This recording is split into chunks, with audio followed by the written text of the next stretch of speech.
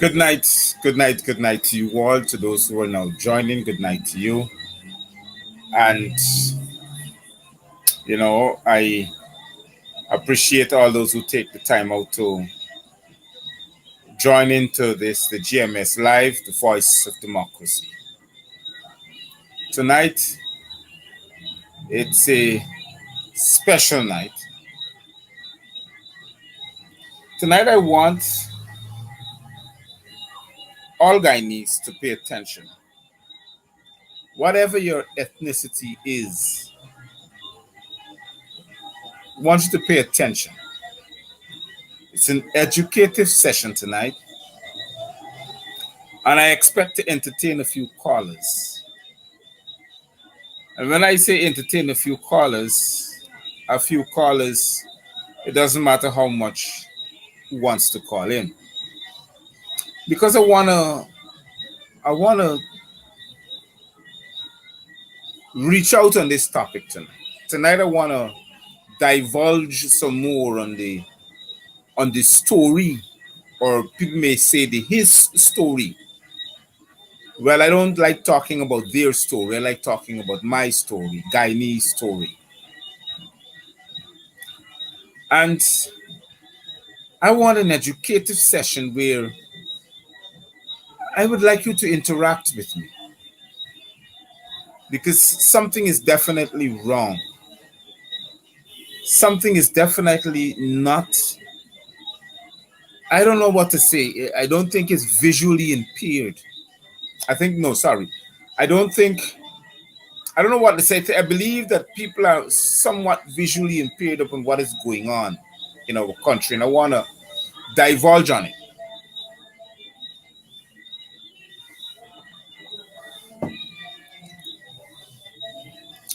And why I say visually impaired is because I feel somehow we're lost, but we're still not, we don't want to be found. So I want to bring up a little story tonight where I'm being able to discuss the real deal, the truth.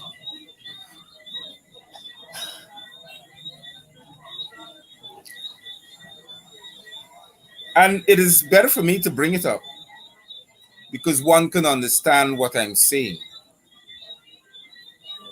One cannot mistake what I'm not saying either. So before I start, let me say tonight's special topic is social, political, and economic inferiority. And why I use the word inferiority, because that's what the citizens of Guyana, Guyanese, are being placed in that bracket. Let me show you why.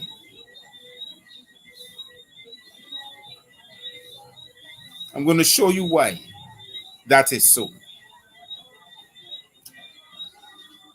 But before I start, let me say good night to those who are now joining from Guyana, to the Caribbean Isles, the West Indian Isles, the Pacific Isles, the British Virgin Isles, the US Virgin Isles, the Maldives, Mexico, US, Canada, UK, EU, China, Beijing, Hong Kong, Tajikistan, Uzbekistan, people all the way in the Australian continent, and the New Zealand Isles and the Tonga Isles, those who are in the Asian Peninsula, countries that I've not mentioned like Japan, and Taiwan, and them places that Guyanese are living and are looking at this show. those on the African continent, those on the South American continent, like from as far as ways and Argentina and Chile and Brazil and, and Venezuela, Colombia, places like Suriname, French and Dutch Guyana, the Netherlands, Curacao, between Venezuela and Trinidad. All those islands that we have missed, that I have missed from time to time with people that are watching, you know. But let me say today, now, before I start my little education process, what you see that I'm putting on my page is what is going on in Guyana now. And this topic tonight basically stress upon that particular issue: social, political, and economic inferiority. So I'm going to start with the higher ones first, and then end off with those who are deemed to be low. We talk about those businessmen that Guyana got, that tells themselves they are multi-billionaires. But they don't say a lot of things. So let Gavin Matthews inform you, especially those that tells themselves that they're not considered to be black. Somehow they're Indo or Chatris, and maybe owning a few buildings, owning a few motor cars, owning like majority of the businesses in Guyana, that they're rich, that they're wealthy. Let me inform these $20 million US people, because that's what they are. They can't go past 20 million. They can't go past $20, $25 million. They can't go past them. You know why? They're under an economic inferiority where the West suppresses them, suppresses the growth in which they develop. And those who they think they can't suppress, they control them, like the Biharis, like the Kisuns, like the Bipats and the Gafours. They can't go past a certain amount of wealth. That's what you call an economic inferiority, because they don't want them to challenge them on the outer realms, the macro industries. As a matter of fact, it happens to all Latin American countries that they may deem Latin American. Caribbean is one of them. The West Indies is one of them. The Pacific Isles is one of them. And hold on. I think I'm missing.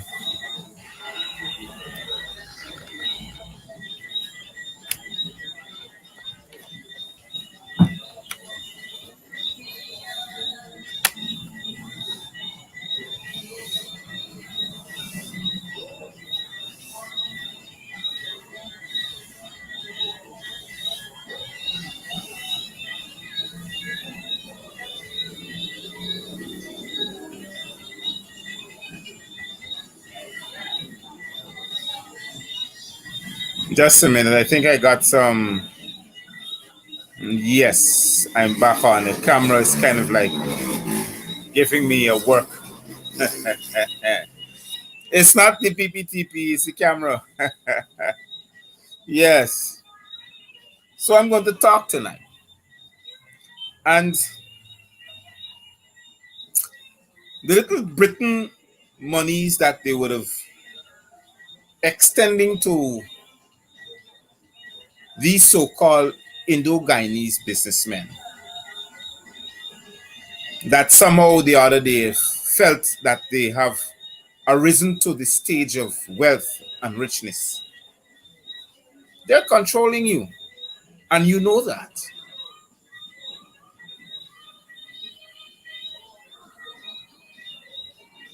You know that. And how do you know that? There's certain amount of business interests you cannot go past. You have to include them into it. You have a look at it? We're deemed one of the poorest countries on the South American continent. But yet still,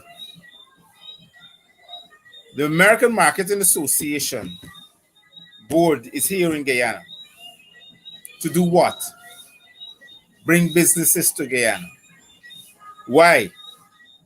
Because we cannot handle the influx of businesses.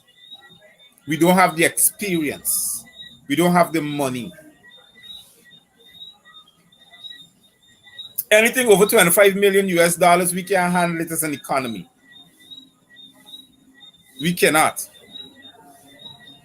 Because our banks don't issue anything over that. Anything over that is money laundering. Ask the Bank of Guyana.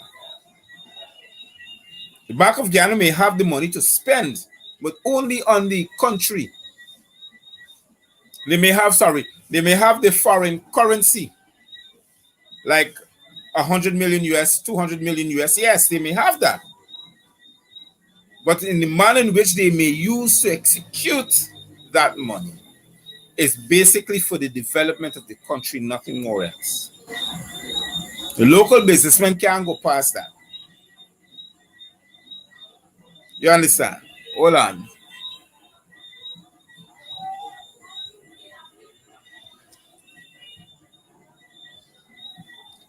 What was this person named? Bratz Roney.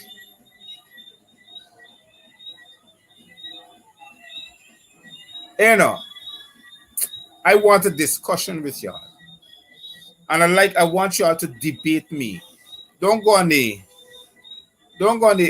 commentary and talk nonsense. Call the number. I can give you a chance to speak. You understand? So I can do you a favor. I can block you. But I want you to call me. I want you to call me and let's have this conversation. Don't hide behind a computer. Don't hide behind your epiphanies. Call me. This show is an educational show. I love it. That's the reason why I sit behind. I'm talking about social, political, and economic inferiority.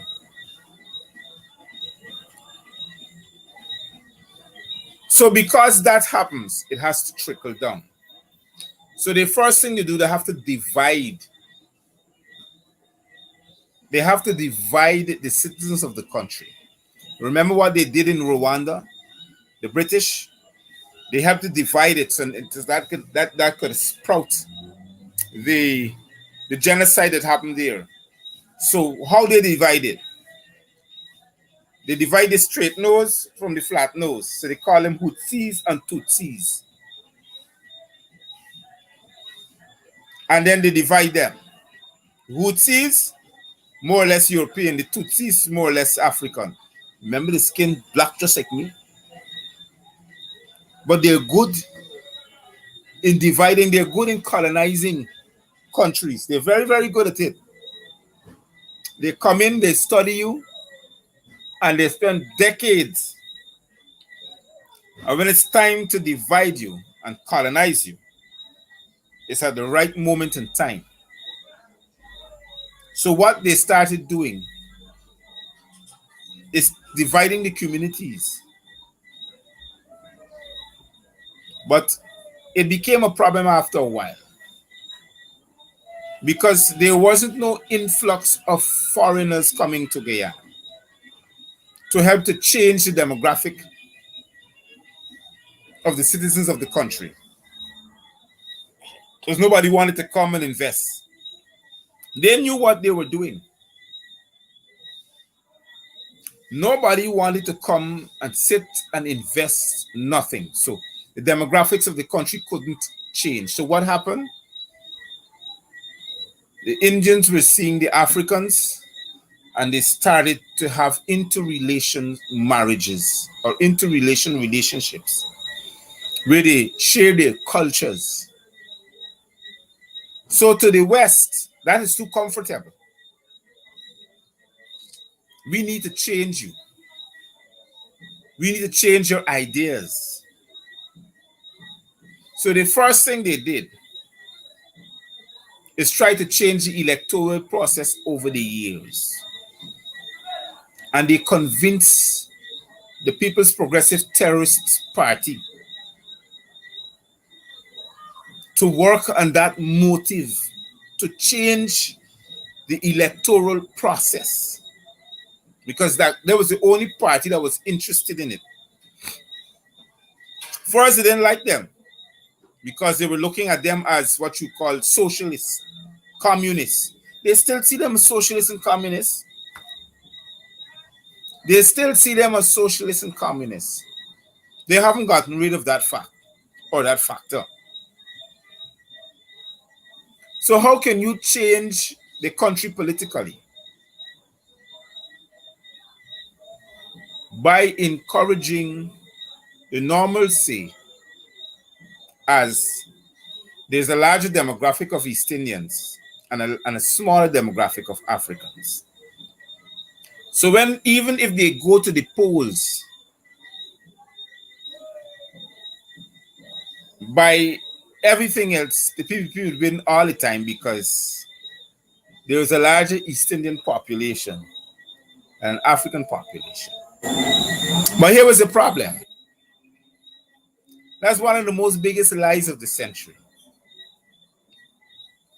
Because Guyana has seen the largest migration ever of a people over a period of time from the Caribbean, from the Caribbean community and also from the South American continent. Guyana has seen one of the largest migration ever of its citizens for one particular reason: oppression. When a country is being oppressed, its citizens leaves. Let me show you a simple example. When both political parties wants to raise funds for any electoral process, any process pertaining to parties, see where they go. Check it. They jump on a plane and they go overseas to the diaspora because they are the largest outside. Guyana has a population of 750,000. They still got it. Its working population is 450. That means we got 300,000 people left back. We got one of the largest in the Caribbean minor population. Minor means children from ages 6 months to roughly 18 years of age. We have one of the largest school population in the Caribbean also too. And the rest that leave back is the centurions. Oh, sorry. Yes, the centurions. The millennium is different, but the centurions, which older people. But outside of Guyana, we have 1.1 million people.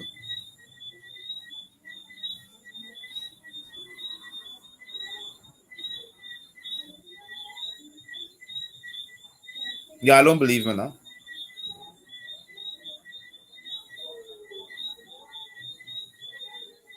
Outside of Guyana, we have 1.1 million people.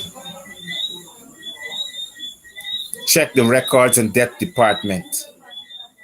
You call it General Registrar Office, GRO. Check them. Ask them for a statistical total of the amount of Guyanese that is living outside and inside of Guyana. They'll give it to you. And how do I know that? That's the fact. That is the fact. Let me name the countries and the islands that has the largest population of Guyanese. For the South American continent, Suriname. After Suriname, as a matter of fact, Suriname and Guyana is actually the same, because everybody in Suriname got Guyanese heritage, and every Guyanese got Surinamese heritage. I'm talking about the South American continent. After Suriname is Brazil. And after Brazil is Venezuela. These three countries holds the largest population of migrant Guyanese that are out throughout the world. These three countries, especially Venezuela. Venezuela holds the largest population of undocumented Guyanese living in Venezuela.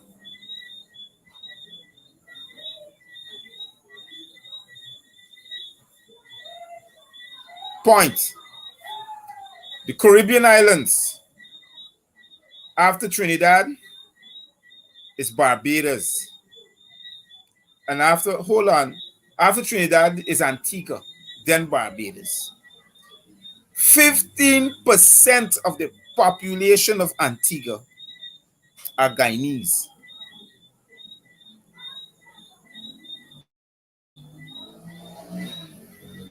%. As a matter of fact, Guyanese are one of the most largest population of public servants in Antigua. Most of them are in the military areas, lots of them. Private security, police, defense, lots of Guyanese are there. Trinidad, a lot of businessmen and women are Guyanese, lots of them. Barbados is another one. Then Jamaica. St. Kitts, Nevis. Grenada is another one. Then when we leave there now, out to US, Canada, and UK, means United Kingdom, the US has the 4th largest population. Then Canada, then the United Kingdom. And everybody else is scattered throughout the earth.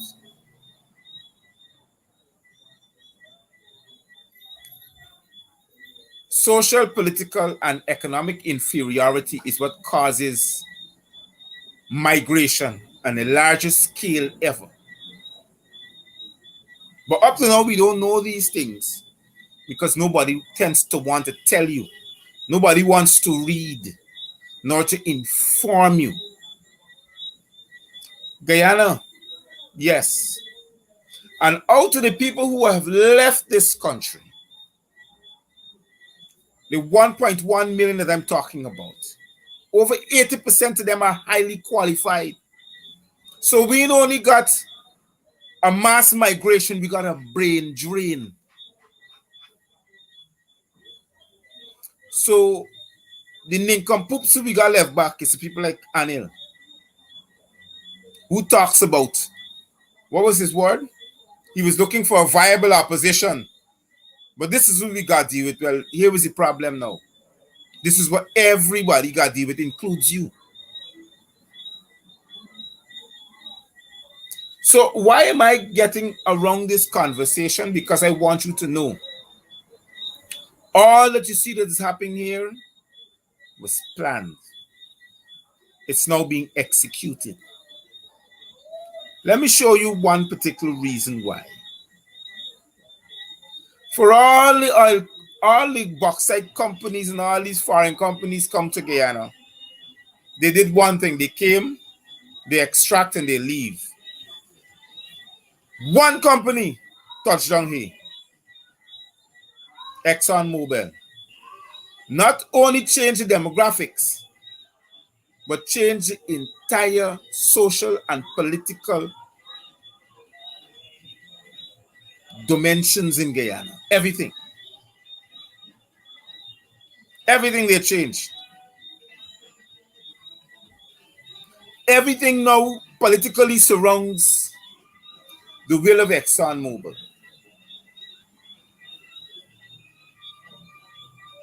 Everything.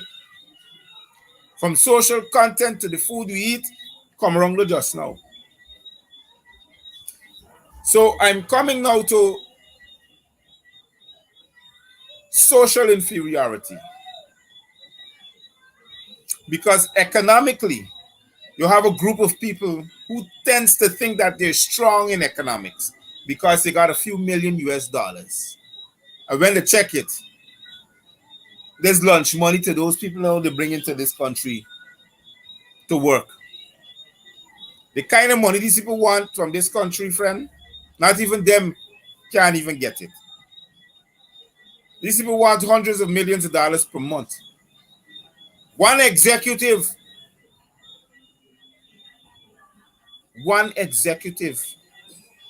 at Exxon, Guyanese government got to fund him. Got to find, not the Guyanese government, the people of Guyana. They got to find some place for him to live, to house him. You got to eat, you got to bring your family, you got to get paid.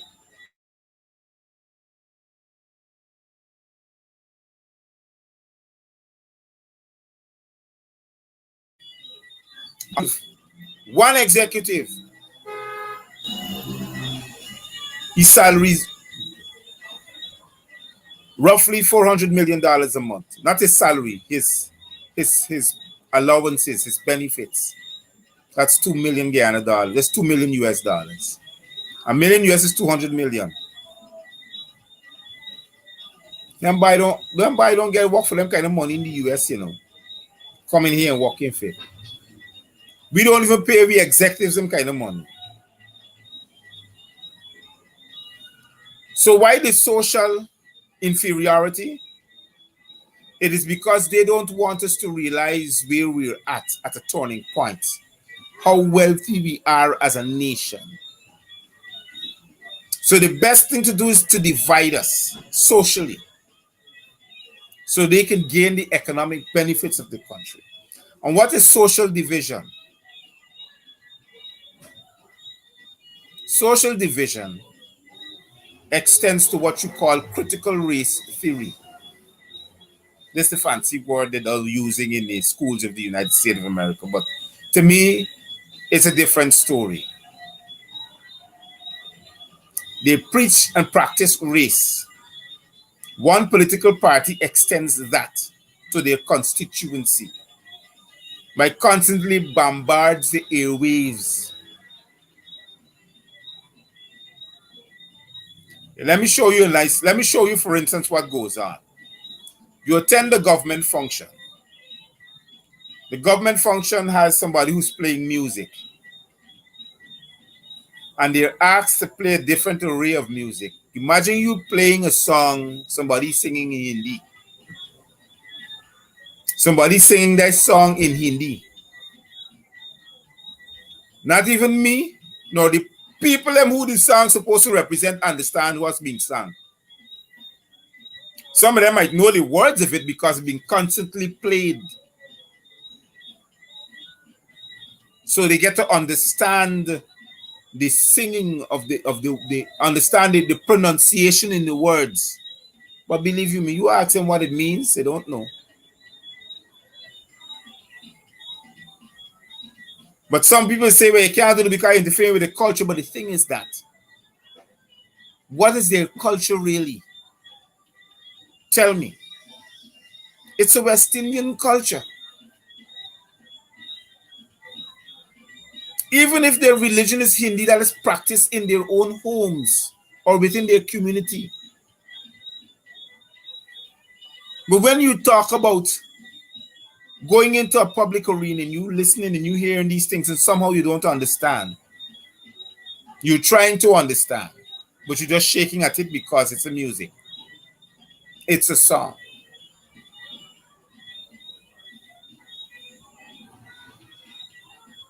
But this is constantly being done to try to evolve one's theory and reduce the other. So when they preach their race hate, you can't complain because we got people that represents us. Like the lady went on television, they say, oh, we attack with Barrett for. All sorts of things. She has a right to represent him. That's her free rights. But the division is what I am talking about. I have seen in this country where everybody celebrated everybody's culture. Now it's a different story. There's no more celebration. There's forced theory on you. You're trying to understand, you're trying to get your grips around it, but they're trying to divide us as a people. They're trying it over and over again. They tried it before 2015. They tried it before 2011.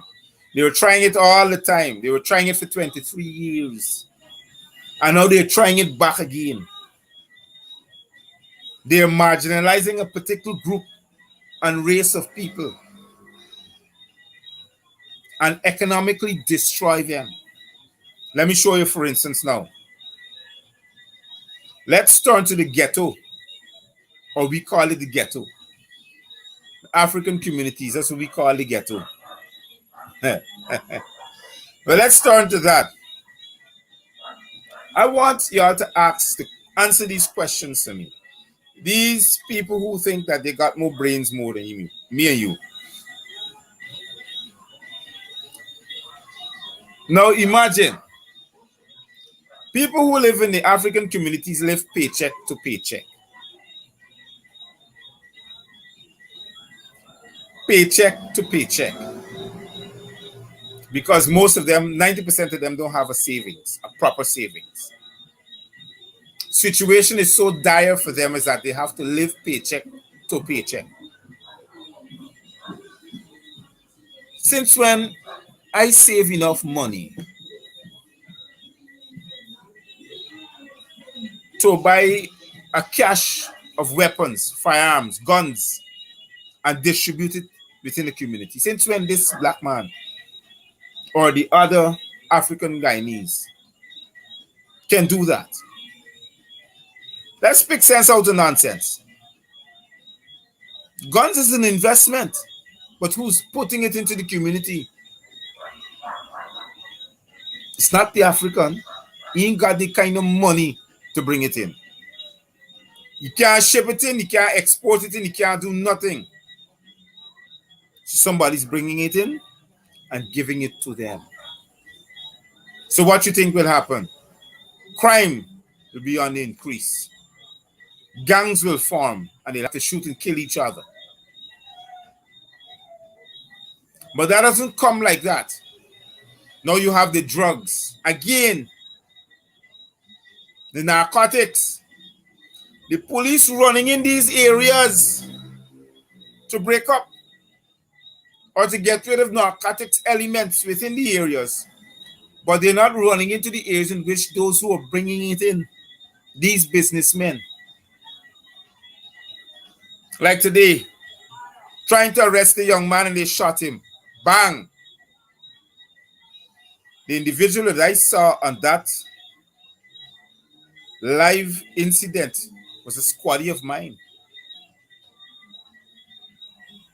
And he's an inspector of police too. And I'm sure he's in charge of all of those men that were there. But this is the race theory that we have to face. Because if we don't like it or not, It's racist. It's turning a people against each other. That is the only way you're going to bring division. That is the only way we're going to wake up and smell the coffee. But the thing is that all of us ain't different from each other, friend. I got some Indian friends more dark more than me, the black till the purple.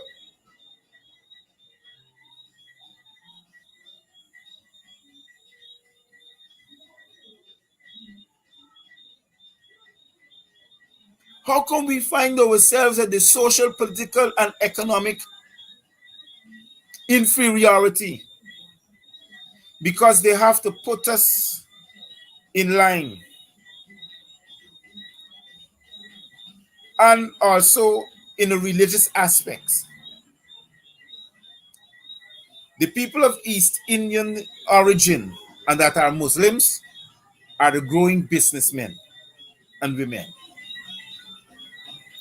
The Hindu factions are those that they strangle and keep in the areas of poverty.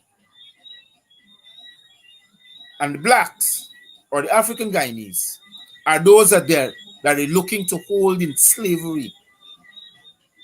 So here we find a social, political, and economic inferiority among a people.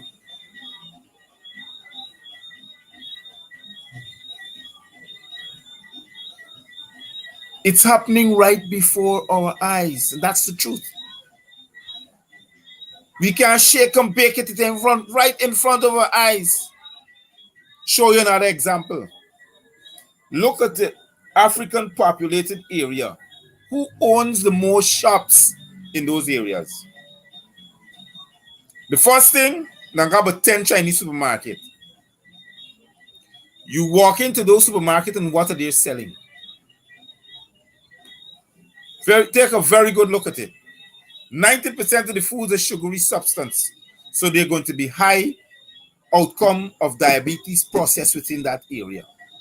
People who are infected by who suddenly become overnight diabetics because there's nothing else a Chinese supermarket can sell you which can kill you.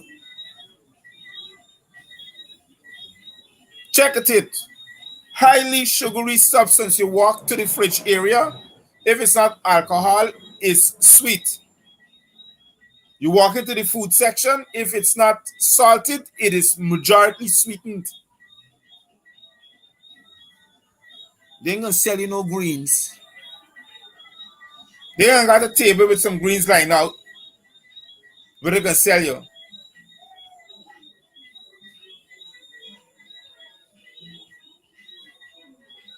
They ain't got a nice bay fruit market or a nice bay greens market where they can sell you at a particular time per week. They're not going to sell you that.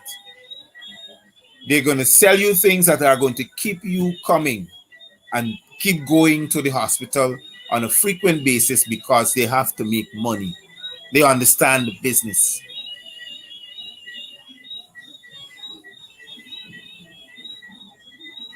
And who buys the most? African population.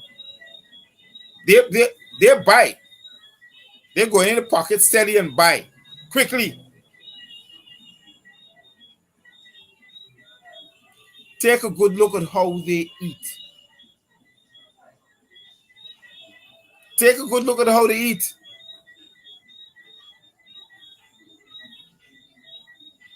They don't eat the kind of foods we eat.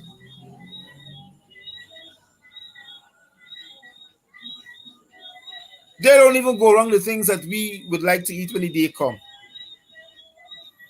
Because they know it's not healthy for them. And when we meet each other, the only thing we could say, "Bye, we're going to drink a beer, bye." We're doing.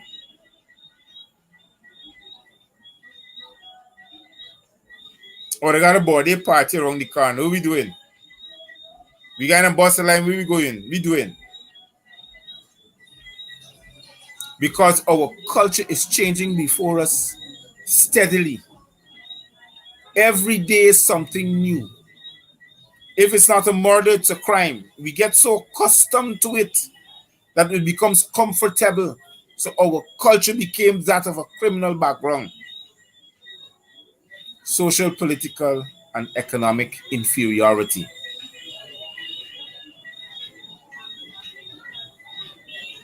That is the new norms. And here is the problem now. Sad to say, they keep one group of people away from education so you cannot be properly edified. But they push the money and everything towards you so you can develop in some kind of economic status. And those who are educated have to keep them up there so you could remain a slave. You check it. You're an African man, you're working in the ministry. You get your qualifications, you got your degree, your diploma, your master's, everything. You're qualified for the area in which you're in.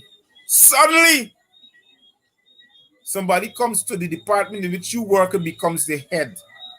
And when you find out of their qualifications, you don't got a diploma. Now you got to teach them how to do your work. You check it? You now have to teach them how to do your work. Or if I put an African there and he's a house slave to the PPP, I have to tell him who and how much of them to enslave. Like the DPS at the Ministry of Public Service. Back again to his normal nonsense. Come back from leave and he start terrorizing the people. Black people like himself. He's a chief house slave for that ministry.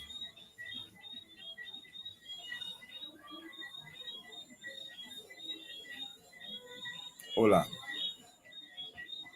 And they ain't got nobody, nobody can do but everybody frightened. People might lose the job.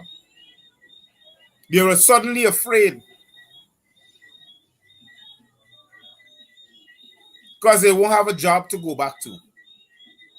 So they can't say anything about it.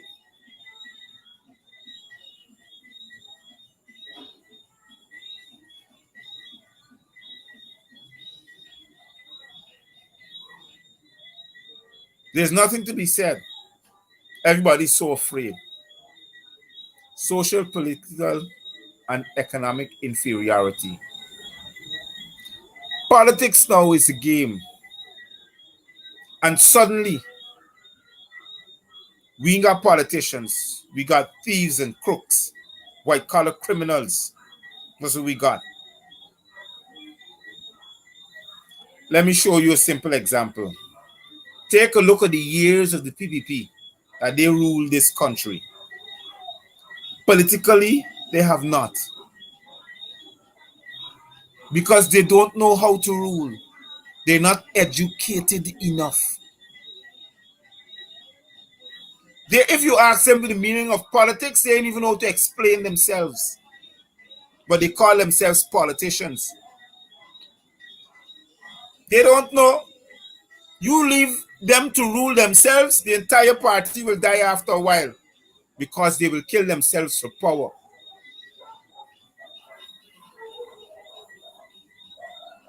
So before they kill themselves, they're killing Guyanese out.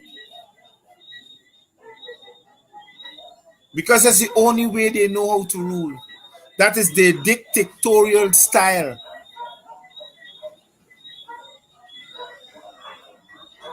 A lot of dictators, even dictators who are playing dictators know how to rule, but they don't know how to rule.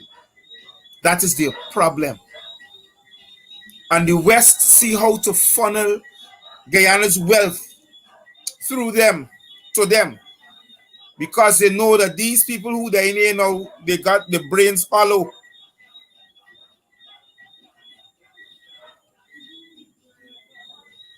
All they got to do is scream on them and they say, yes, master, we want. The entire equipment, all right, come take it. That is what is going on now. I know it's a hurtful part of the thing because we're under a social, political, and economic inferiority To represent ourselves become a hard thing because we were never taught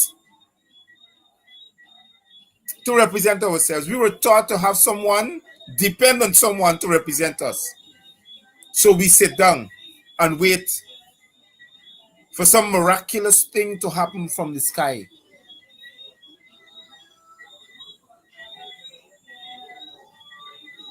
So those who are looking, this is not only a black people. Yes, black people are being treated badly than those of East Asian descent. But the thing is that is their intention, to divide the nation. I could sit down here so how many nights after night to talk about the inferior treatment of black people. But at the end of the day, some person of East Asian or East Indian descent would feel it because you know why? The two mix up. We then mix up bad, bad, bad. We can't change that fact. We are mixed up.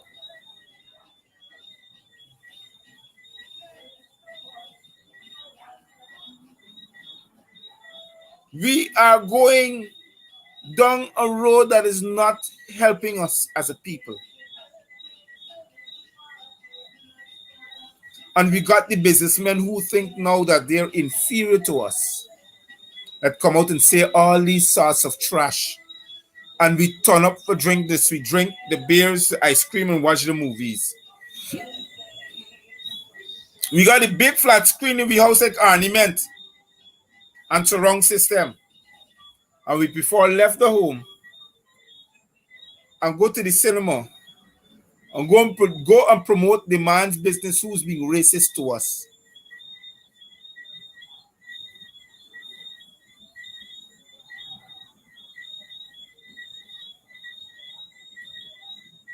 Think about it. You think, what's it me good? You think as a pure African man or pure black man? It makes up bad. Real bad. I got a Amerindian in me, all kind of thing. It's just the complexion of my skin is very dark, and I love it. I love who I am, and I ain't gonna bleach this for nobody. I ain't gonna try to change my looks for nobody.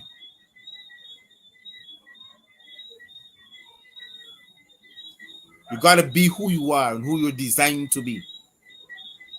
We gotta rise up from the ashes from which we so asleep in.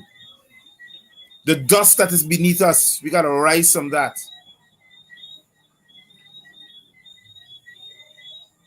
And let those who are looking to understand, well, look, as a people, we need to change. We need to change to the betterment and the good. Now we have the councils of churches, you could imagine, ain't saying nothing. There's another aspect of social erosion. That's social inferiority. When you go to church to improve your social life religiously, and then your pastors and your deacons and prophets and bishops and popes are not even helping you psychologically or socially. It's like you're going to church to waste time. And when you come back home, you're back to square one. Now you got to go and line up for something to put into your system that the world is now rejecting. Now people are making it clear. Our own Caribbean nations are making it clear. Don't come here with the Sputnik. Stay in your own country.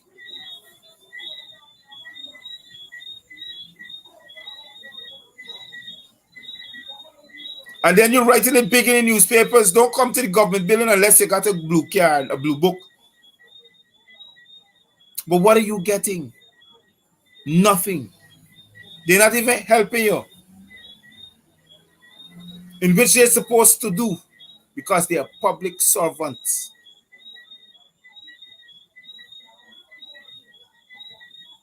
They're destroying this nation, Guyana, gradually and effectively. And they make sure they put a terrorist party in place that cares nothing about nobody. They don't even care about their own family and friends. My phone ringing off today because of rice farmers complaining. Who ain't get 2 million and who get 50,000? Because it can do. Because they ain't got some friend that there's some way in the Ministry of Agriculture can help them get a $2 million check. Brothers and sisters, they don't care about you. They don't care how you live or how you grow. Nothing at all. Let me show you a simple example about social, political, and economic inferiority. You could imagine a man that looks like me decide to rise to the occasion because he refused to be a slave to a system. And because he refused to be a slave, he's now dead, shot by police men who we pay as public servants, as taxpayers, as a matter of fact, to serve and protect us. Now they send another house slave to the family to speak to them about what? You know why they keep doing that? Because we lack the sense of leadership. See, if we don't have leaders to lead us, we can put slaves to lead you. Because a slave could only make a slave a slave. That's where we would lead all of us. The Minister of Home, the de facto Minister of Home Affairs, that's another slave. And he left Georgetown to go all the way to Essequibo. Talk to the family that has witnessed such gruesome acts by a SWAT squad. To tell them what? To give them what? Comfort. Yes, he went there to give them a comfort, yes, but the comfort of what? The comfort to tell you, well, you know these things do happen. Master can make sure you get a little money so you can relax and keep quiet. That's the only thing I can think of, and that's what keeps happening all the time. You check since the PPP days of terrorism, murder and mayhem in the streets, they always send the house slaves after to talk to the family, whilst others are being murdered. Because that's the only good thing we can do. Don't retaliate. Sit down and accept. Because if we retaliate, others are going to feel the squeeze. Others will be murdered in the streets. That's the only thing I can think of. So they send the house slave. Look at it. Who best to put in a position to increase oppression upon the people is a black man like yourself.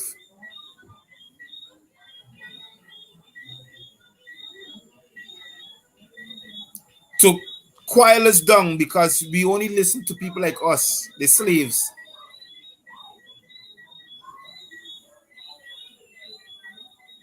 It was a predestinated origin to make sure that you put a slave to police another slave.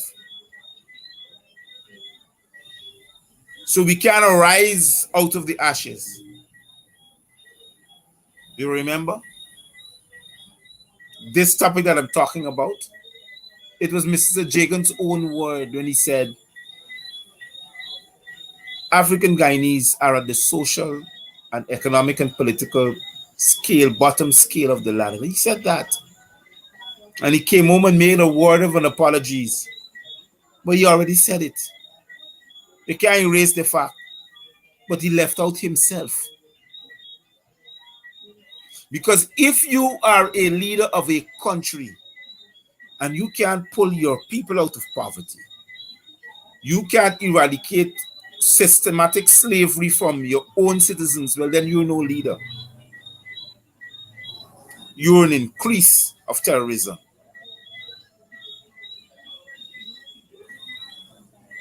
Make it even more worse. We're talking for democratic process.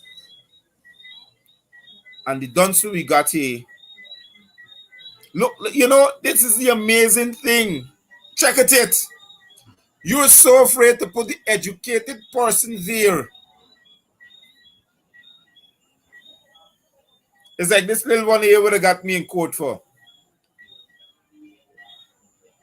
Before we fight to go into the right position, he's trying to quiet an educator. The voice that has arisen. And I will, every single day, I will sit here and I will educate my people. I keep saying all the time, every time I look around, I see a people suffer. Every time I look around, I see my people cry. You think I can sit down and just accept that all the time? I don't know about the rest of Guyanese. I know about me.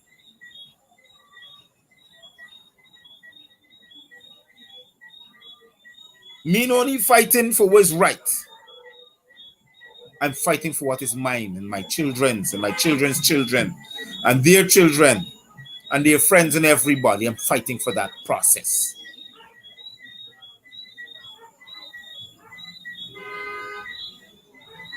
I am making sure that a power must arise from a people that has been oppressed for far too long.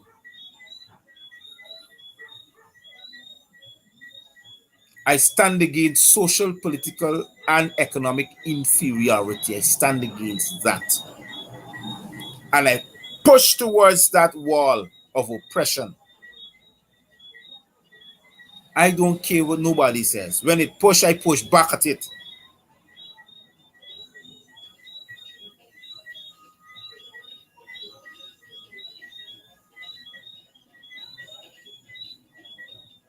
We got to sit down and look and see what is dividing us. Today, only today, I saw two women of Portuguese descent. It means that we say Portuguese. And the child that they're holding, dark like me. That means that child belongs to one of them. Because the way in which they cuddled him, it tells you that it belongs to one of them. We are still living in a multiracial society. But somehow or the other, they're trying to push this critical race theory. Sorry, not critical. They're trying to push this race theory. I don't know where they're getting it from. Because the PPP doesn't have a constituency. They have nothing. Zero. Nil. The people who left back in this country is black people. Even if you add the Indians from next door, they're still black like me, you be kind of mix up. They ain't got so much of them left back so they can marry their own kind. It's we who left back here. So we call ourselves Guyanese. We welcome in them. You check the churches today. The Christian churches, they're filled with them. And you check who marrying them. People like me and my sisters them. And they're bringing families into this world. So I don't know where they're getting this division from, but apparently it's divided. But here was the problem. When you left to go to work as an Indian woman, you see yourself as an Indian woman. But then you left and come home, you ain't Indian no more because your husband black like me.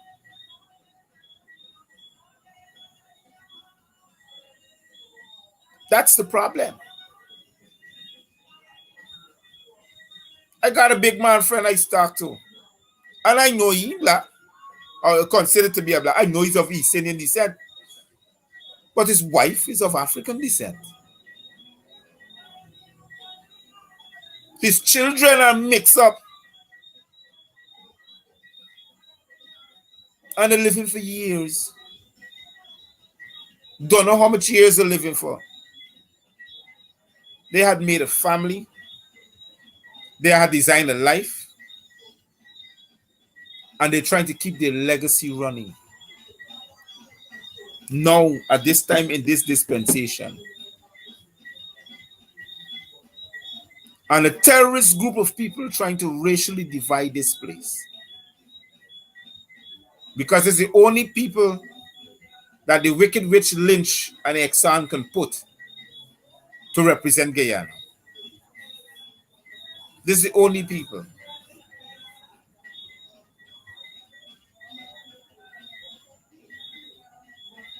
So we have serious problems with leadership and representation of a people. And you know why we have that problem now and it keep on going? Because of social, political, and economic inferiority.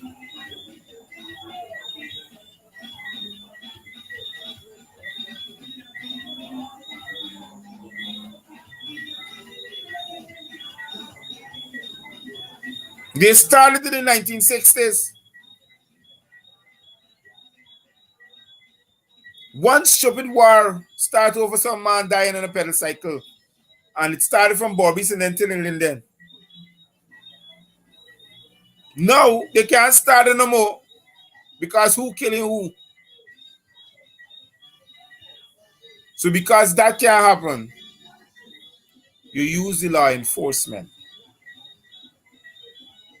to cause further division.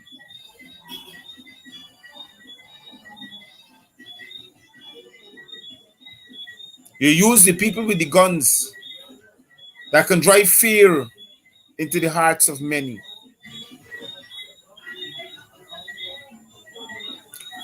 This thing that's so thick, it's like lice. Because right next door to me, I got 3 sets of family living and all of them mix up. But so basically I wonder what we really tell these people. Or when these people leave to go to work, I wonder what they just tell themselves. Or people just playing a game. Because as far as I see some people, everybody playing a game. But it's not setting the right theory or the right practice. It's not setting the right practice. Because everybody now is at edge door, trying to feel for tomorrow because of the political climate and the system that is now being created by one single man and 3 blind mice.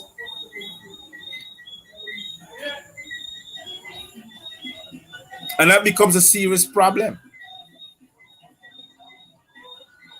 because we are unable to think and to assist our own selves because all these things.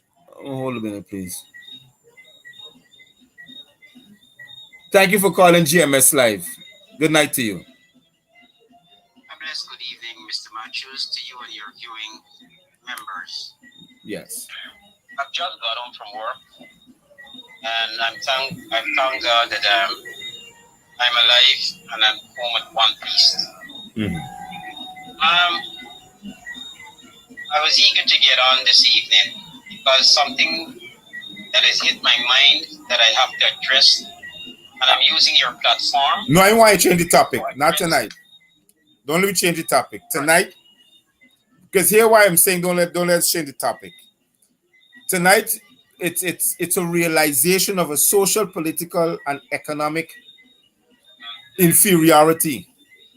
And if we don't realize what is playing out before our eyes, I think we become a lost nation. Yes. And You understand? I was on par. I was coming to that in a sense, that same topic. Mm. The situation that evolved the Dartmouth killing. Let me say this. The fact remains that this guy is dead. It is a result of being in an area. We are living in a time and in a country where there are two main dominant race that coexist with each other in this country. Mm.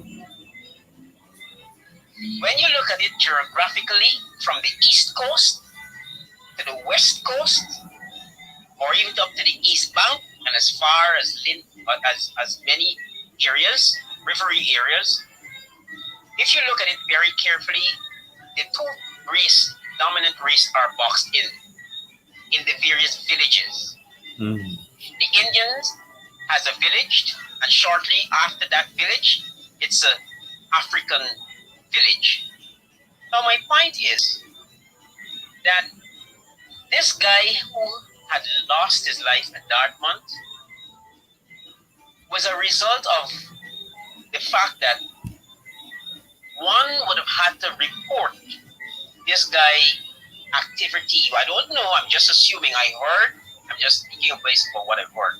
Mm-hmm. He probably had whatever social event, and it probably it caused it some kind of discomfort to the other ethnic group, the Indian ethnic group. Let me get straight. I'm not talking with water, and I don't want to beat around the bush. Mm. And so after that, they probably called the authorities, the police authorities, the law enforcement authorities to make such complaint.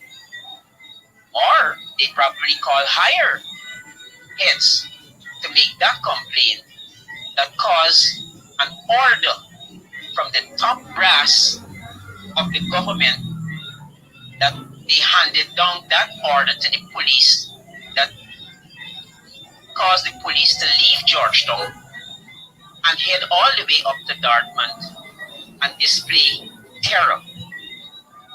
Now, between you and I, you actually believe that nonsense? Well, I'm speaking based upon what I figured had happened. Because listen, at no time at all. Hold on, wait. Hold on.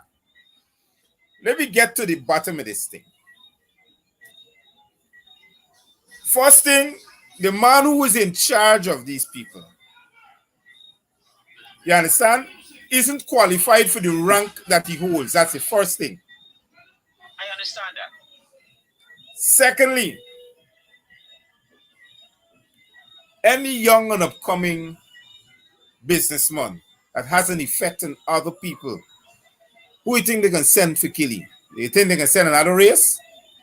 No, they wouldn't. Send people. I talk about in Guyana. Of course. So when they go into his house and kill him, it's because for a particular reason. Well, that's my point. So whatever caused. So the only thing left to do now is to use the one that got a hole in the head for sit down and talk garbage to the educated who is still asleep. Right. You understand what I mean?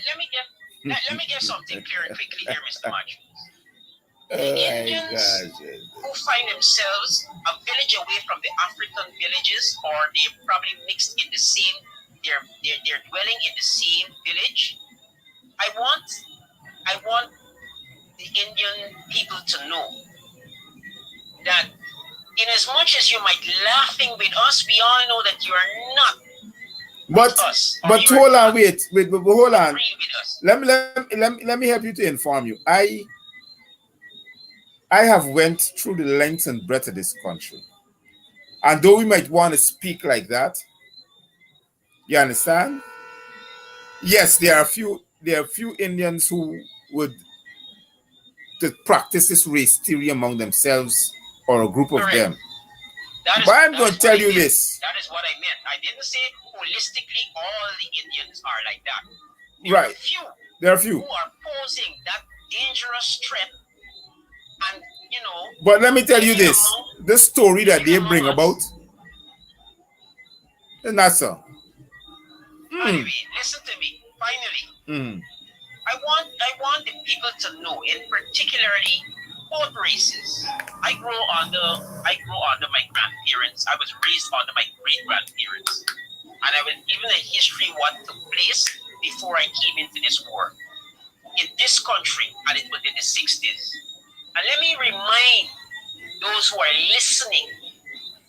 Back then, the 60s riot, we had a civil unrest in this country here. And one of the brutal acts that caused the racial divide and the racial war and the civil war in this country is when, at the time when Mr. Burnham was in his prime as prime minister in this country before he became president, he was after he left the PPP party and he formed his own party. He met serious problems in terms of from the Indian perspective, the Indian supporters, and it caused a civil problem that he had many in many cases he had direst time to change and to quell that situation. And let me get straight to the fact. I was told that what broke the camel back when Barnum was telling his speech, comrades, be calm, because the same thing is happening now, happened then. He said, listen, I don't want you to get hysterical and do a lot of foolishness. Be calm.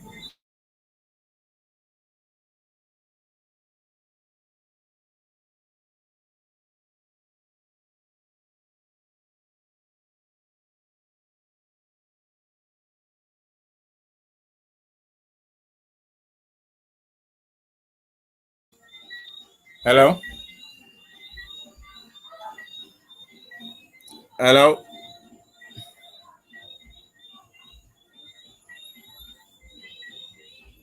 You there? Hello? I think I lost that caller because somebody else was trying to call in. Uh, I think I understand him to a point, but I'm going to say this. You see this thing you call social, political, and economic inferiority. It's a serious thing. Believe you me. People, there are governments, there are people. Good night to you. Hello. Just now. No, somebody tried to call in. So if you can, right. Yes, I'm just finishing off. I'm saying in the Barnum era, he was undergoing the same siege that we're seeing that is occurring present day in our country. And he tried his utmost best to quell a problem, a racial a civil problem. Mm-hmm. But let me say this. They started this war in the 60s when they bombed that Son Chatman boat that was heading to Linden with man, woman, and child. The old Indian the PPP supporters do not tell the young generation the truth. And when black people start retaliating, they tell the children a narrative of what that suits them. But what I'm saying, this now de facto administration headed by Jack Dio, Barrett Jack Dio, it's not the Frenali is calling the shots in this country, it's Jack Dio. He is taking that torch from the olden days, and this is the legacy that was given to him, that is handed down to him by Janet Jagan and Cherry Jagan to some extent. And he is running with that same narrative and inscribing in the minds of the East Indian people in this country to do black people the bad bidding, which he is using black people to do it as well. So I'm saying this is a deadly and a deadly road that we are heading down once again. Is history repeating itself? But here was the problem. Here was the problem. Back then, you didn't have an economic order. Now you have an economic order because 90% of the public servants are that of African descent. So correct. How are they making business without the spending power? That's the thing. You see where the division is coming. And I am saying now, if this is what they want recognition, they're going back to Ravi Dev days. Fine, me got a problem. We'll shut the country down economically. Let's see who feels the squeeze. Because at the end of the day, nobody gonna benefit. You understand what I mean? Yes. Shut the country down. That's the only way. Let me tell you something. That is the only way that you will improve social, political, and economic order. And nobody going out there and protest. Nobody going out there and do people think, no, stay home. Keep your money in your pocket. Let me give you a glimpse of what I was told by my great grandmother back then. It was so fierce, Mr. Matthews, and it's so gruesome in the 60s, early 60s, when we had a civil unrest, that my grandmother nearly lost her life and her home, which she resided, because she felt so in sympathy for the Indian people that she had Indian friends, and she had to rescue them in her home, and she was warned. They come and ask her. She said, listen, you are keeping somebody here that is an enemy to us. And she had the lie and said, no, she's not. Just to safeguard, these people. But my point is, when the problems start, these people cannot, Mr. Matthews, I'm not advocating war, violence, or anything. But I'm being very factual of what I'm saying. When any war starts in this country here, particularly, these people cannot represent themselves. No, let's go to Michael Jackson. They cannot represent themselves, and it's not going to be a fight. It's going to be an advantage. And mind you, if they tell themselves that they got guns and they're going to use the guns to slew us or to destroy us, let them think again, because all black people has to do is the life. I know it's precious and money can't buy that, but we believe in a different type of warfare. And let me say this in ending, in closing. All of those people who are supported this government, you're not hearing not one of them are saying anything. The ABC's countries, the Caribbean countries, CARICOM, and all of those players, they are not saying, including the church, they are not saying anything. Oh, the church. I want you to know, Mr. Matthews, church get promised the extra 50 million. They were given 100 and they get promised and the extra. It's $150 million. The council of the religious council. To some of these rogues that we have in the police force, Mr. Matthews, I'm saying to them, there's going to come a time that when you see the heat turns on, it will be back in those days when I see with my naked eyes. This is not what nobody tell me. I saw with my naked eyes police run and hustling to take off their uniform and complaining about how they want to go and leave. I saw those days when Blackie London had them bad in Eccles. The run till downtown taking off the stools when Dale Moore running in the streets to apprehend a notorious drug lord back then. They run from Regent Street and run down the road and claim that they want to go and leave or they want to resign. Back in those days, mothers were appealing to their sons in particularly and their daughters not to join the police force. Is this the day these are the times that Guyana would like to see themselves? But it's heading that way. And if the police don't get their act together, we are going to find ourselves in a serious situation. Okay, well, I want to thank you very much for calling. I want to tell you that I appreciate every time you call, that, we have this conversation and be able to chat so we can better understand each other, right? So I want to say to you to Yes, stay Mr. safe and be Matthews. careful. And God bless you. yes. Protect yourself, and God bless you and the family. Stay Yes. safe, Mr. You too. Matthews. Good job you're doing. Bye bye. Bye bye. It's a terrible thing. It's a terrible thing for us to still believe that. I don't know where we stand as a people, but it's a terrible thing to still believe that some kind of there's some kind of chance being given among these people that are deemed to be unfit and as rulers of this country. Thank you very much for calling the GMS Live, Voice of Democracy. Good night. Good night, Mr. Matthews. Um, I have two things to say. Two things. One, concerning the social and economic ladder and so on, I want to advise all the Guyanese people, plant a garden in your backyard, right? Because for once, when they're doing this kind of apartheid thing, what the government is doing there, it ends up the hunger and starvation, and because you ain't get nothing to eat, you got to toe the line. Or you got to go and toe the line for a grant or something and so on. You can't stand up against what you don't like because you are not, you can't feed yourself.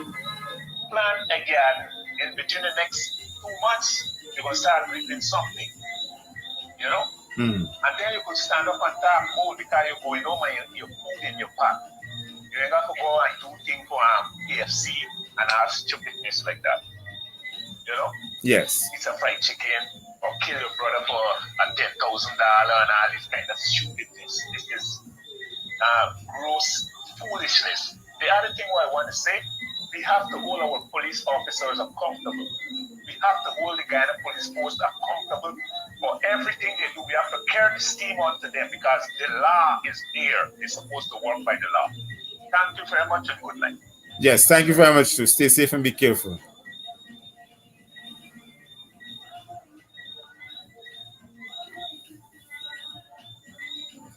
You know, hold on.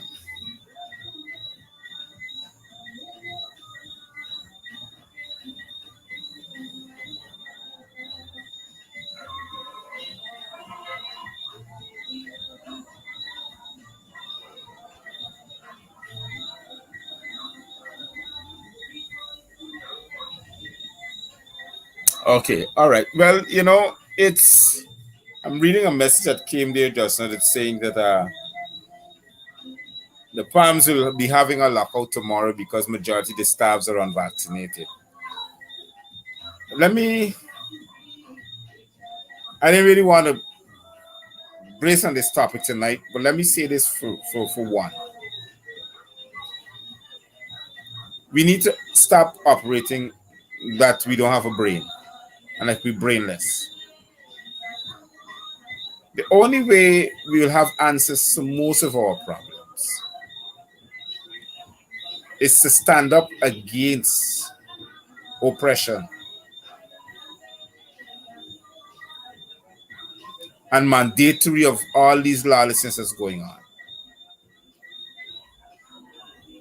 That is the only way any government listens. When the people fight back. That's what's happening. When the people fight back against dirty politics. When the people stand up against the things that are killing them. That is the only way an administration or a de facto set of people, they listen. That's the only way a government listens. And any smart politician will know you'll have to do something like Maya Motley to be very smart.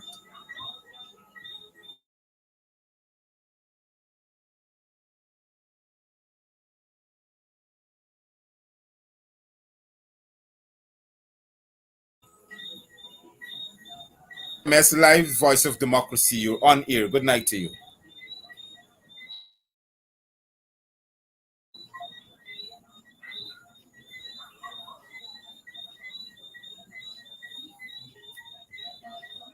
I believe that personally,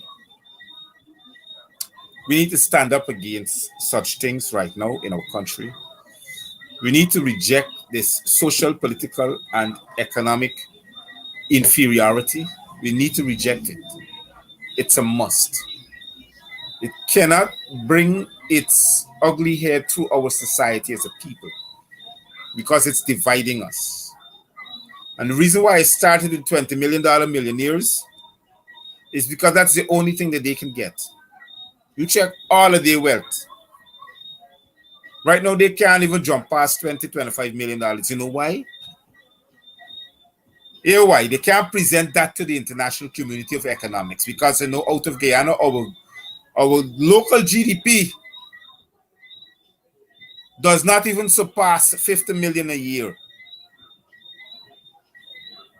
So where are we getting the extra cash from? Where are we getting the extra cash from? Why I think there is an anti-money laundering, finance and terrorist act law in Guyana. You know why that law came about? Because there were too much upcoming businessmen who present themselves to the world stage that cannot give account for the money that they make. Out of a small population like Guyana, how in the world that you can make 3 million US dollars a year in profit when we don't got the population to turn that money over? You don't. You can't. You think we can carry them same businessmen with in Guyana on the international stage to represent us? They can't even turn up there. Ask Irfan why the Canadians tell he don't come because of his investment in Canada. The question in the whole and right now, believe you me, I doubt whether he got them properties because they must have seized it by now.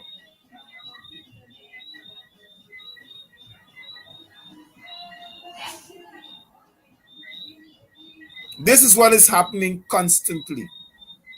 So when they call themselves, I don't know what they want to call themselves. It's appalling.